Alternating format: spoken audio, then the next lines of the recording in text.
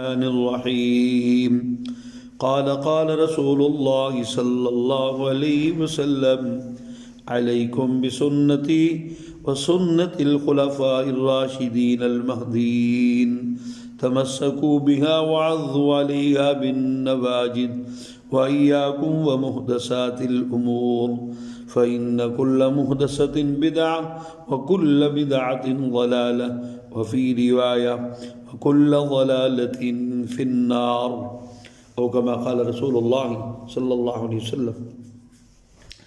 اسی حدیث پاک کا ترجمہ اور راوی کے حالات، یعنی اس حدیث پاک کے راوی ہیں سیدنا ارباد بن ساری رضی اللہ تعالیٰ عنہ۔ اس حدیث پاک کے پچھلے حصے کا یعنی پہلے حصے کا بیان آپ کل کے درس میں سن چکے ہیں، ترجمہ بھی مکمل حدیث کا آپ نے سن لیا۔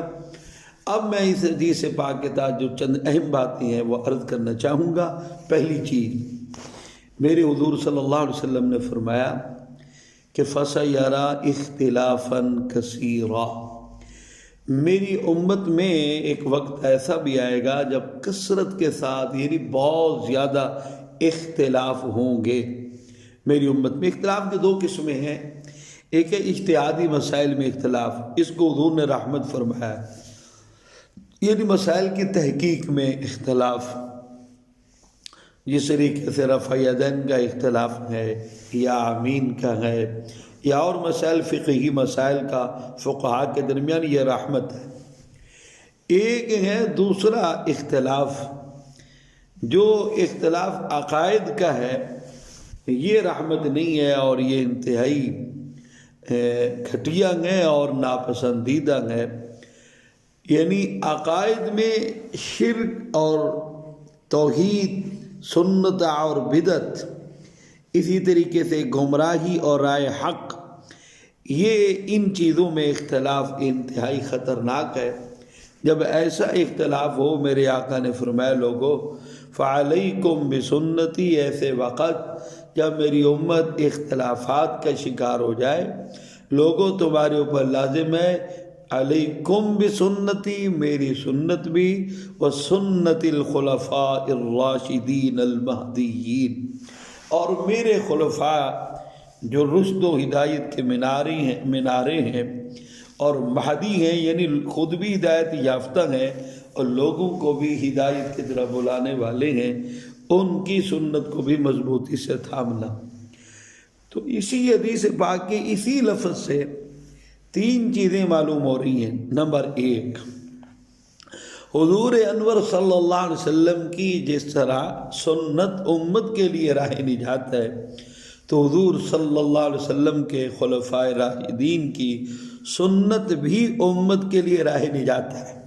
جس طرح حضور کی سنت یعنی حضور کا طریقہ، حضور کا راستہ امت کے لیے ضروری ہے، اسی طریقے سے حضور انور صلی اللہ علیہ وسلم کے خلفائے راشدین کا طریقہ، سنت، راستہ بھی امت کے لیے ضروری ہے۔ جو حضور کا راستہ ہے وہ حضور کے خلفائے راشدین کا راستہ ہے۔ دوسری چیز، حضور صلی اللہ علیہ وسلم نے اپنے خلفاء کے بارے میں تین لفظ ارشاد فرمایا نمبر ایک خلفاء، تو کس کے خلیفے، کس کے نائب؟ حضور کے نائب۔ اب حضور جن کو نائبین کہیں، اپنا نائب کہیں، اپنا خلیفہ کہیں، ان کی عظمت اور شان کے خود ہی اندازہ لگا لو۔ دوسرا، حضور صلی اللہ علیہ وسلم نے لفظ استعمال فرمایا راشدین، تو حضور گواہی دے رہے ہیں۔ ایک ہے پیر کسی کی گواہی دے، ایک ہے کوئی متقی آدمی کسی کی گواہی دے، عالم دین گواہی دے، اس کی گواہی کو رد کرنا اس کو کتنا غصہ دلائے گا، پیر کو غصہ دلائے گا، مولوی صاحب کو غصہ دلائے گا، عالم صاحب کو، کہ میری گواہی کو رد۔ تو حضور صلی اللہ علیہ وسلم خلفاء، اپنے خلفاء راشدین کو کہہ رہے میرے خلفاء، تو حضور جن کو اپنے خلیفہ کہیں، پھر جن کو حضور کہیں گواہی دیں، حضور کے رشد و ہدایت کے منارے، فرمایا راشدین، یعنی ان کے بارے میں گمراہی کا شبہ نہ کرنا کہ کہیں یہ نعوذ باللہ یہ گمراہ ہے، نہیں، فرمایا یہ تو رشد و ہدایت کے منارے ہیں۔ تو حضور نے راشدین کہا ہے۔ اب ان کے بارے میں غلط قسم کی باتیں گھڑنا کہ خلفاء ایسے تھے، نعوذ باللہ، تو یہ گمراہی ہے۔ حضور گواہی دے رہے ہیں کہ یہ رشد و ہدایت کے مینارے ہیں۔ تیسری بات حضور نے فرمایا المہدیین، تو مہدی کا مطلب یہ ہوتا ہے خود بھی ہدایت یافتہ ہو اور دوسروں کو ہدایت کی طرف بلانے والا ہو۔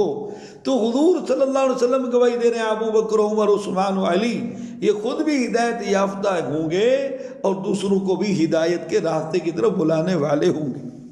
تو یہ ان کی عظمت اور شان بھی میرے آقا نے اس حدیث میں بیان کر دی، گویا ان کی عظمت پر حضور نے گواہی دی۔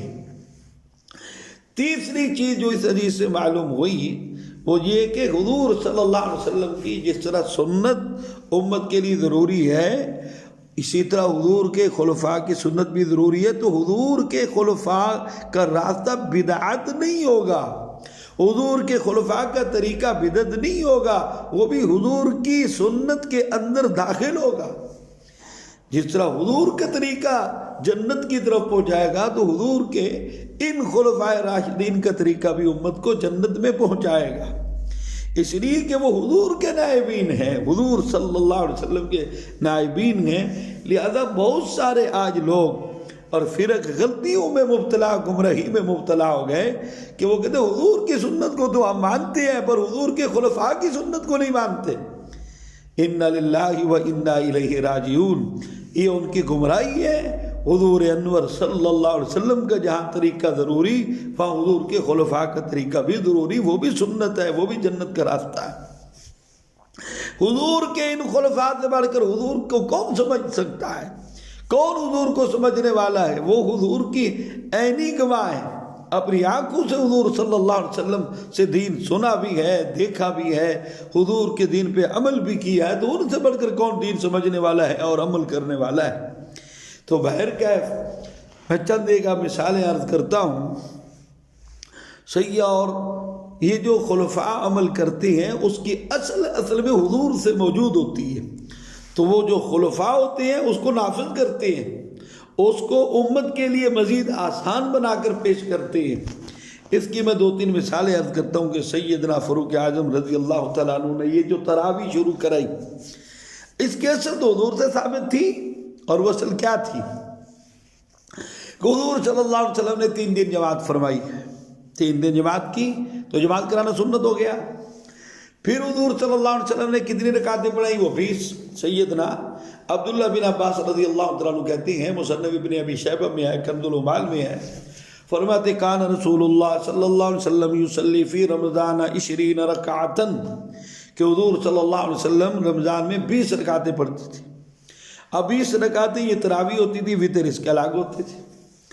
اب 20 تراویح بھی حضور سے ثابت، ایک جماعت بھی حضور سے ثابت، اور تیسری بات یہ کہ حضور فرماتے کہیں فرض نہ ہو جائیں، اس لیے حضور صلی اللہ علیہ وسلم نے 3 دن جماعت کرائی، باقی دن گھر میں پڑھی۔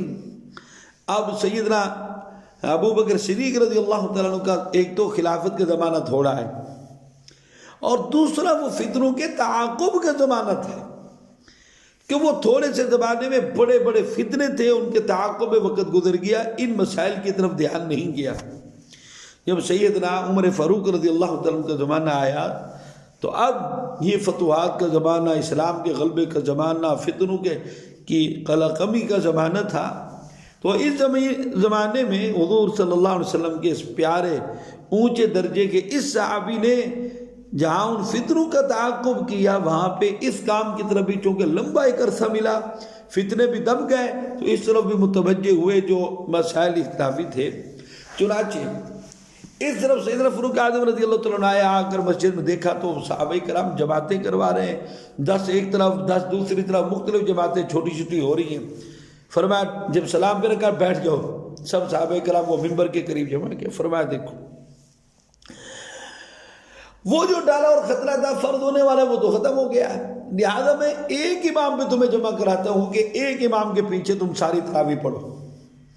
چنانچہ ایسے ہوا، اس زمانے سے لے کر آج تک امت کے اندر وہی چیز رائج ہے۔ تو یہ سیدنا ظاہرت تو سیدنا فاروق اعظم رضی اللہ تعالیٰ عنہ کرا رہے ہیں، لیکن اس کے اصل حضور صلی اللہ علیہ وسلم سے ہے۔ تو بعض لوگ نہیں جی ہم تو تراویح نہیں پڑھیں گے 20، ہم تو نہیں، کیونکہ یہ تو انہوں نے شروع کرائی۔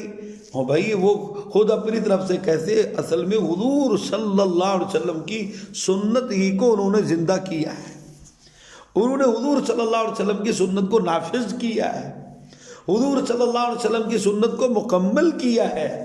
تو اس لیے یاد رکھیے یہ بے وقوفی ہے جو سیدنا فاروق اعظم رضی اللہ عنہ پہ اعتراض کرتے ہیں۔ فاروق اعظم تو وہ شخصیت ہے، 17 مقام قرآن میں ایسے ہیں، شاہ ولی اللہ محدث دہلوی رحمۃ اللہ علیہ نے لکھے 17 مقام کہ جو حضور کو ادھر رائے دی، اللہ کو وہ رائے اتنی پسند آ گئی کہ اللہ نے انہی کی رائے کو پسند فرما کے قرآن کی آیات اللہ نے انہی کے حق میں نازل فرما دی۔ جس طرح پردہ ہے، ام عائشہ صدیقہ رضی اللہ تعالیٰ عنہ کی عفت کا معاملہ ہے، اذان کا مسئلہ ہے، بدر کے قیدیوں کا مسئلہ ہے، اور بہت سارے مسائل۔ تو بہر کیف حضور صلی اللہ علیہ وسلم فرمائے ان اللہ، بے شک اللہ تعالیٰ نے جعل الحق علی لسان عمر وقلبہ، حضرت عمر کی زبان پر اللہ نے اور دل میں، زبان اور دل دونوں پہ اللہ نے حق کو جاری و ساری فرما دیا ہے۔ تو اسی طریقے سے 3 طلاقوں کے 3 حضور صلی اللہ علیہ وسلم اور سیدنا فاروق اعظم رضی اللہ عنہ کے زمانے میں تاکید کے طور پر، یعنی طلاق 1 دیتے تھے۔ عرب میں یہ چیز چلتی تھی کہ بطور تاکید کے اسی بات کو دوہرا دیتے، طلاق 1 دیتے، دوہرا دیتے 2 مرتبہ کہ بھئی میں نے طلاق دے دی ہے، طلاق دے دی ہے۔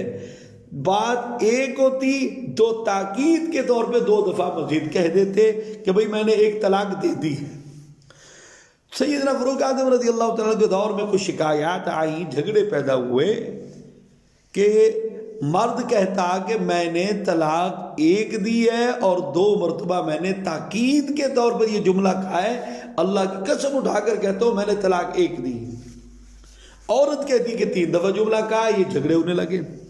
تو سیدنا فاروق اعظم رضی اللہ تعالیٰ عنہ نے صحابہ کرام کو بلوایا، اجتماع کیا، جمع ہوئے بچے نبی میں بڑے بڑے صحابہ کرام۔ کبھی آج تقوی کا دور ہے، جھگڑے پیدا ہو رہے ہیں، تو کل امت کے اندر کیا بنے گا؟ آج اتنا اونچا زمانہ ہے لیکن پھر بھی جھگڑے پیش آ رہے کہ کہتے ہیں کہ میں نے 1 طلاق دی ہے، 2 مرتبہ تاکید کے طور پہ کہا ہے، کل لوگ 3 طلاقیں دیں گے، تاکید کے طور پہ نہیں، حقیقت کے طور پر، اور وہ کہیں گے کہ نہیں جی ہم نے تو 1 ہی دی ہے۔ تو اس لیے فیصلہ نافذ کر دیا، آئندہ جو 3 دے گا 3 دفعہ کہے گا 3 ہی نافذ کی جائیں گی، اس کی تاکید والے جملے کو نہیں سنا جائے گا۔ تو اسی زمانے سے فقہاء، علماء، ائمہ 4 سب کے ہاں یہی چیز چلتی ہے۔ بعض لوگ نہیں جی ہم تو نہیں ان کو مانتے، ہم تو نہیں مانتے، تو یہ ان کی جہالت ہے۔ سیدنا عثمان غنی رضی اللہ تعالیٰ کے زمانے میں 2 اذانیں، اب وہ حضور کے خلیفہ ہے، حضور صلی اللہ علیہ وسلم انہی کے بارے میں کہہ رہے ہیں، اپنے خلفاء کے بارے میں، ان کا طریقہ بھی سنت ہے، ان کا طریقہ بھی لازمی ہے، ان کو مضبوطی سے تھامو۔ تو اب جو حضور کے ایک طبقہ ہمارے ہیں، وہ جو حضور کے ان خلفاء کی غلطیاں نکالتا ہے، ان کے طریقوں پر اعتراض کرتا ہے، ان کی شخصیات پہ نعوذ باللہ اعتراض کرتا ہے، تو یاد رکھیے یہ جہالت ہے اور یہ انتہائی درجے کی گمراہی ہے۔ اور پھر دوسرے حدیث پاک کا جملہ حضور فرما رہے ہیں وَإِيَّاكُمْ وَمُحْدَثَاتِ الْأُمُورِ، دین میں نئی نئی باتوں کے ایجاد کرنے سے بچنا۔ اس آخری جملے پہ انشاءاللہ کل کے درس میں چند باتیں عرض کروں گا۔ اللہ تعالیٰ سے دعا ہے اللہ امت کی گمراہی سے حفاظت فرمائے، حضور اور حضور کے صحابہ بالخصوص خلفائے راشدین کے طریقے کو مضبوطی سے اللہ تھامنے کی توفیق نصیب فرمائے، گمراہیوں سے اللہ بچائے، آمین یا رب العالمین۔